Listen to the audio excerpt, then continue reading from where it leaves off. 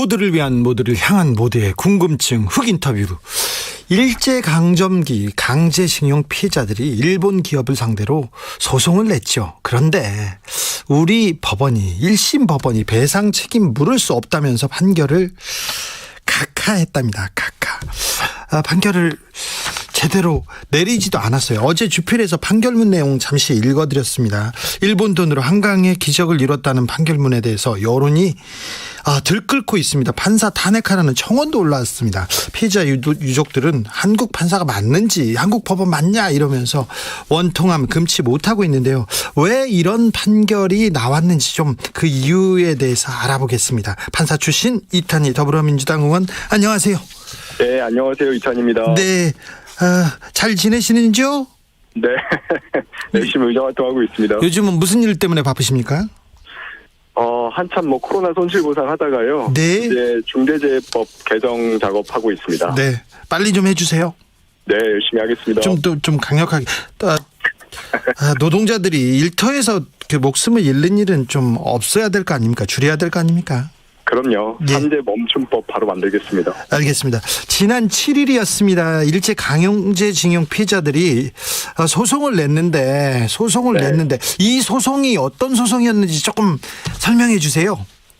예, 다들 아시겠지만 강제징용 피해자분들이 누군지 한번 다시 생각해봤으면 좋겠어요. 예. 네, 이분들이 중학교 때, 그러니까 학교를 다니다가 중학생인데 선생님들이 똑똑한 아이들 골라서 일본 유학 보내주겠다. 예. 이런 분위기를 조성한 다음에 배를 타고 일본으로 갔는데 가보니까 막상 강제 노동하고 이제 임금도 못 받고 노예 같은 생활을 몇 년씩 하다가 네. 전쟁 끝나고 사실상 임금도 못 받고 이제 버려진 그런 피해를 입으신 분들이거든요. 죽기도 하고 겨우겨우 목숨만 건지고 이게 돌아왔습니다. 거기 가서 돈은커녕 공부는커녕 사기를 당하고 온 거지 않습니까? 그렇죠. 그리고 온갖 매질을 당하고 이러신 분들도 있고요. 예. 하여튼 감옥 같은 곳에서 참 인간 이하의 생활을 하신 분들도 많은데, 네. 이런 그 강제징용 피해자분들 또는 유가족분들 85명이서 예. 16개의 전범 기업을 상대로 해서 네. 손해배상 청구 소송을 했어요. 네. 그때 예. 못 받았던 임금 다 돌려달라 이런 소송이었죠. 예, 그러니까 임금에 상당하는 위자료 청구 소송인데요. 네. 이제 같은 내용입니다, 사실상. 예. 그래서 그런 소송이었는데 이제 이 소송에 대해서 법원에서 각하 판결을 이번에 내린 겁니다. 3년 전에 대법원에서 전원 합의체에서 이 강제징용 소송 배상하라 이런 판결 내리지 않았습니까? 그랬죠. 그런데 어떻게 이렇게 대법원의 판결을 1심에서 뒤집는 일이 네. 벌어졌습니까? 이게 보면 2018년 대법원 판결 이후에 사실 하급심에서 예. 그 대법원 판결의 취지에 따라서 강제징용 피해자분들이 승소하는 판결이 계속 선고가 돼 왔어요. 예. 그래서 올해 1월까지도 정상적으로 판결이 선고돼 왔었는데 올해 1월.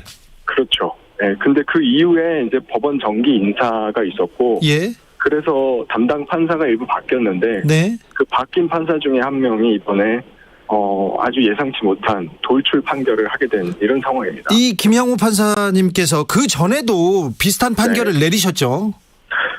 위안부 사건에서 네. 예, 비슷한 판결을 내린 적 있죠. 아니 근데 판결문을 읽어봐도 이게 국가의 폭력에 대해서 지금 개인의 자유와 인권이 침해당했지 않습니까? 그렇죠. 그 부분에 대해서 판결을 해달라고 하는데 이 판결문 내용을 보면 네. 한강의 기적이 나오고 외교 나오고 왜 이렇게 이런 주장이 나왔을까요, 판결문에? 저도 이제 보고 딱 든 생각이 예. 이거는 포장은 법리지만 네. 내용은 극우다. 예. 네, 저도 그런 생각이 딱 들었어요. 예. 그러니까 통상 판사들이 판결문에서 쓰지 않는 표현들이 마구 등장을 하고요. 예, 그래서 놀랐어요. 예, 법리와 무관한 네. 어떤 사적인 가치관들의 반영이라고 보이는 표현들이 너무너무 많았어요. 그렇죠. 조금 일반적으로 판결문에 담긴 문구와는 좀 다르죠, 표현이. 많이 다르죠. 예. 네. 제가 대표적인 걸 하나 뽑아서 말씀을 드리면요. 네. 판결문 33페이지에는 이런 내용이 있어요. 예. 그러니까 강제징용 사안이나 독도 영유권 주장 사안이나 아니면 위안부 사안 같은 사안들은 만약에 국제재판에 회부가 되면 대한민국으로서는 모든 사안에서 승소해도 얻는 것이 없거나 승소해도 국제관계 경색으로 손해다. 이렇게 판사가 판결했었거든요. 이거는 정치인들이 그것도 골방에서 하는 얘기인데 우리 정치인이 아니라 일본 정치인들이 하는 얘기 아닙니까? 그런데다가 판사가 판결문에 승소해도 손해다. 예. 이거는 이제 판사가 자기가 무슨 일을 하는 사람인지 잘 인식하고 있는가 이런 의문이 드는 내용이죠. 판사는 법대로 재판을 하는 사람이고 그렇죠. 법에 따라서 승소할 사람이 있으면 승소시켜주는 게 판사의 일이거든요. 예. 그런데 그런 사람이 이거는 승소해도 손해다. 예. 이런 문구를 쓴 거예요. 그러니까 제가 비유를 하자면 뭐 경찰관이 도둑 잡아야 되는데 예. 도둑 잡아도 손해다 이러면서 도둑 안 잡고 예. 소방관이 불 꺼야 되는데 불 꺼도 손해다 이러면서 불 안 끄고 예. 뭐 이러는 거랑 비슷한 상황인 거죠. 그럼 법이 왜 있습니까? 왜 재판을 받습니까? 정말 답답한 판결입니다. 판결은 존중받아야 됩니다. 법과 양심에 따라서 하는 판결은 존중받아야 되고 특별히 판사 출신들은 판결에 대해서 얘기하는 거에 대해서 좀 금기시하고 있는데 판사님 출신인 이탄희 의원이 이 정도 얘기하는 거 보면 이 판결문은 굉장히 논란이 될 수밖에 없는 판결문입니다. 그렇죠. 네. 법원 내에서도 굉장히 돌출적인 판결이라는 그런 평가가 많더라고요. 예. 그런데요, 판사님, 판사님이라고 계속 부르네. 저는 판사 때 만나가지고요. 네. 이탄희 의원님 어떻게 생각하는지 몰라도 법원에 네. 대한 재판에 대한 신뢰가 그렇게 높지 않습니다. 사법농단 재판 그때 일제 강제징용 판결을 판결을 앞두고 양승태 사법부가 맞습니다. 박근혜 청와대하고 이렇게 외교를 얘기하고 정치를 말했던 거 아닙니까? 그게 농단이었죠. 네, 그 당시에 이제 강제징용 피해자분들이 살아있을 때 강제징용 피해자분들 승소하는 판결이 선고되지 않도록 네. 계속해서 김기춘 비서실장이 대법관들을 이제 비서실장 공관으로 불러서 예. 판결문이 연기되도록 논의를 하고 그래서 실제로 그런 내용들이 재판관들한테 전달이 돼서 예. 판결에 개입됐던 그런 내용들이 다 사실 확인이 됐죠. 예. 그래서 저는 이번 판결을 보고 사법농단이 그대로 떠올랐습니다. 네. 그런데 이 마지막 보루지 않습니까? 이 갈등이 마지막에 법원 앞에 가서 판사의 판결로 종결되고 논란이 이렇게 사라져야 되는데 이번 판결로 이 강제징용 재판 그리고 이 한일 관계가 더 복잡해졌습니다. 예, 그래서 저도 참 답답한데요. 다만 이제 이 판결은 법원 내에서도 그다지 공감을 받지 않을 거라고 저는 확신을 하고요. 네. 그래서 신속하게 항소 절차에 의해서 바로잡힐 거라고 기대를 합니다. 아, 그래요. 2심 네. 계속 지켜보면 되겠습니까? 네, 그리고 뭐 궁극적으로는 저는 이번 사건은 사실은 민사 배심제라고 하는 제도를 도입하게 되는 그런 기점이 되는 그런 판결로 남지 않을까 싶어요. 그러니까 민사 배심제라니요? 그러니까 이런 식의 어떤 그 인격 침해로 인한 위자료 청구 소송에서는 꼭 법리적인 어떤 기술적인 판단이 필요한 건 아니거든요. 그렇죠. 건전한 국민적 상식에 의해서 판단을 하면 되는 것인데 국민들이 좀 직접 배심원으로 참여를 해서 네. 손해배상 청구를 인용할지 여부를 결정을 하고 네. 위자료 액수도 결정을 하고 하는 제도를 말합니다. 이 제도를 도입하자는 논의가 오래전부터 있었거든요. 네네. 그래서 이런 판결들이 이 제도가 필요한 이유를 잘 보여주고 있다고 생각합니다. 알겠습니다. 그 배심원 판결이라고 해도 판사의 판단에 못지않게 정확한 판결을 내릴 수 있죠. 그럼요. 그리고 네. 최종적으로 판사가 다시 한번 결정할 수 있게 해주면 되니까요. 예. 저도 배심원 판결에서 무죄 받아가지고 살아남았습니다. 이탄희 의원님, 네. 김양호 부장판사에 대한 비판 여론 뜨겁습니다. 청와대 탄핵 청원까지 올라와 있는데 이 김 판사에 대한 공분 어떻게 보고 계십니까? 저는 사실 국민들의 분노는 충분히 이해를 하고요. 다만 이제 이 사건은 내용적 측면에서 보면 그 판결이 황당한 판결이 선고가 된 경우지 뭐 재판에 개입한 경우는 아니어서 예.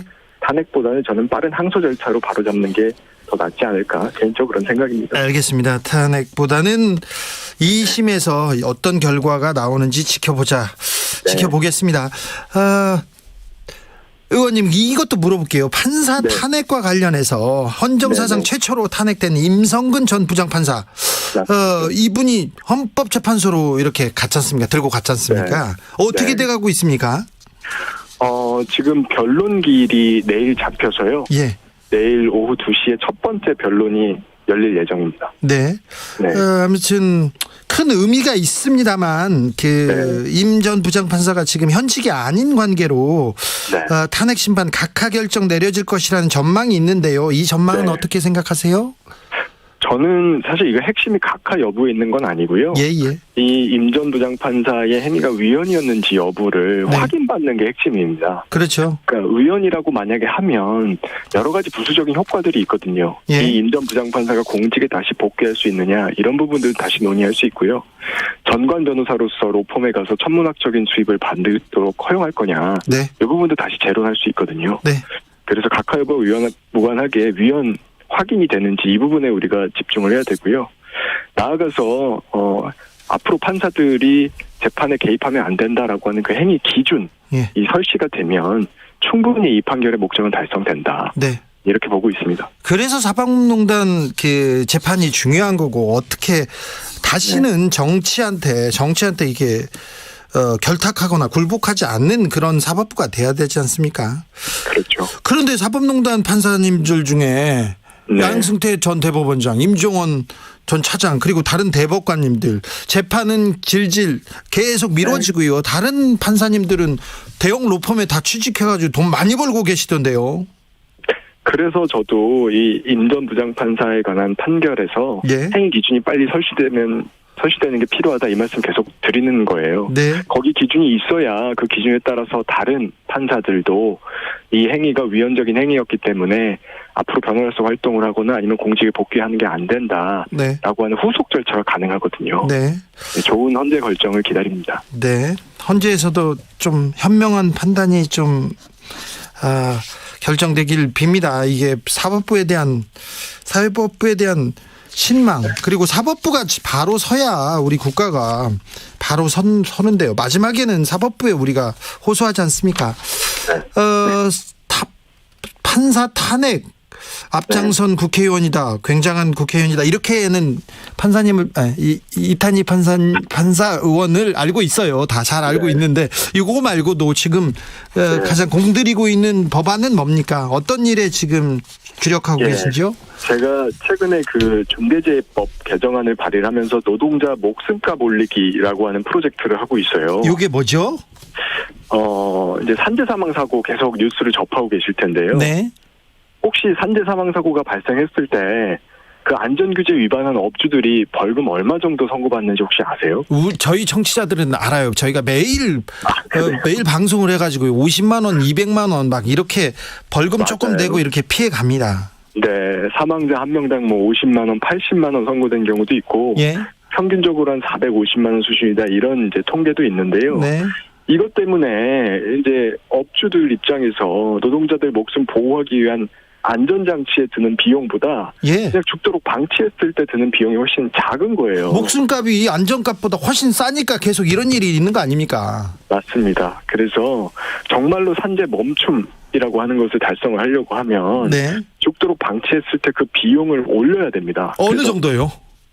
저는 처음에 산재 관련돼서 그 중대재해법 발의를 할 때 벌금형 하한을 1억 원으로 제시를 했었어요. 1억이라니요? 좀 더 올리셔야 되는 거 아닙니까? 그때 이제 노총하고 여러 이제 사회집단들이 합의를 하면서 네. 이제 어느 정도 타협을 한 안이었죠. 근데 네. 그게 올해 1월 8일에 중대재해법 통과가 되면서 네. 삭제가 돼버렸어요. 네. 삭제됐어요? 1억 원이? 맞습니다. 그래서 지금대로라면 내년 1월 달에 중대재해법 시행이 돼도 그래도 200만 원, 400만 원이네. 예. 그럴 수가 있는 거죠. 예. 그래서 그렇게 되면 맹탕인 거잖아요. 예. 그래서는 안 된다. 이런 생각으로 중대재해법에 다시 벌금 하한 1억을 넣자라고 네. 하는 개정 작업을 하고 있습니다. 한 100억 정도로 올려야 되는 거 아닙니까? 일단 1억 시행하고 네. 성과가 좋으면 더 높일 수 있을 거라고 생각합니다. 100억도요. 사람 목숨값을 100억으로 바꾸자 말도 안 되는 건데 100억도. 네. 근데 1억으로 올리는 것도 그렇게 힘듭니까? 그래서 제가 사실 판사 탄핵 같은 경우에는 국회의원들 한 명 한 명 찾아다니면서 설득을 하니까 됐는데요. 네. 이 중대재해법 같은 경우에는 이해 당사자들이 많아서인지 그걸로 잘 돌파가 안 되더라고요. 그게 판사 탄핵보다 어려워요? 예, 그래서 좀 국민들께서 많이 관심 가지고 네. 이 노동자 목숨값 올리기 프로젝트에 좀 같이 동참해 주시면 감사하겠습니다. 의원님, 어떤 의원이 이 목숨값 올리기 잘 안 도와준다 하는 사람이 있으면 저한테 좀 알려주세요. 저희 방송에서 크게 외치고 다니겠습니다. 네, 고맙습니다. 네, 아무튼 사법부가 제대로 서야 되는데요. 그리고 노동자 목숨값도 목숨값이 아니라 목숨을 잃는 일은 없어야죠. 이거 좀 더 힘써 주십시오. 네, 열심히 하겠습니다. 지금까지 이탄희 더불어민주당 의원이었습니다. 감사합니다. 들어가겠습니다. 6663님께서 대한민국 법원이 이번 판결로 인해 국민들한테 크나큰 실망을 주고 그 권위는 한없이 추락됐습니다. 네. 광주광역시 동구 학동에서 철거 중인 건물이 무너지는 사고가 발생했습니다. 현장 구조가 지금 이어지고 있는데요. 소방당국에 따르면 현재 3명 사망, 3명은 중상이고